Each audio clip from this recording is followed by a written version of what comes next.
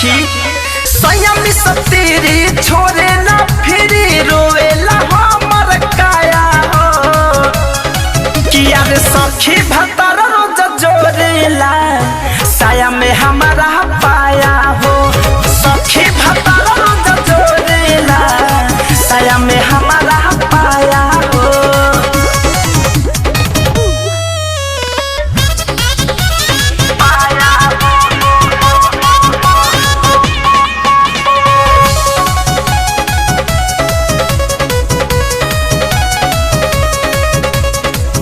भोरवे से लागल लागल शाम तक देला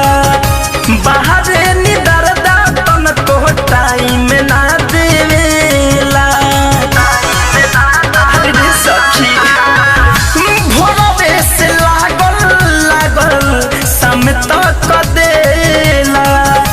बाहर निदर दातन को टाइम ना देवेला छोड़े ना दुआरी आवे ना उनके माया हो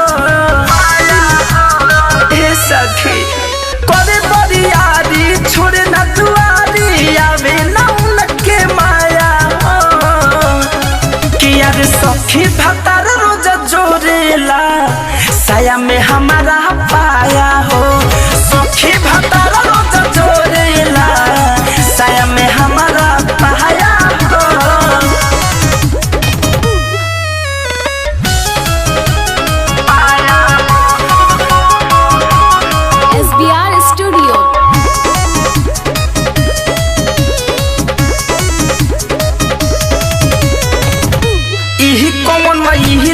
सिखले बाहरे जाके दिल्ली में झहलू लगावे रोज के बारी छिटकिली में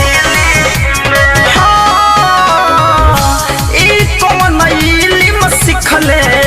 बाहरे जाके दिल्ली में झहलू लगावे रोज के बारी छिटकिली में धड़कन धनंजय माने न बतिया भइल बसखी बेहाया हाँ दिन धनंजय माने न बतिया भइल बसखी बेहाया हो किया रे सखी भतर रोज जोरेला साया में हमारा पाया हो सखी भतर रोज जोरेला साया में हमारा पाया हो। RCM म्यूजिक न्यू ऐप अभी डाउनलोड कीजिए हमारे गूगल प्ले स्टोर से और पाए भोजपुरी लोकगीतों का एक से बढ़कर एक ऑडियो वीडियो सॉन्ग बिल्कुल मुफ्त।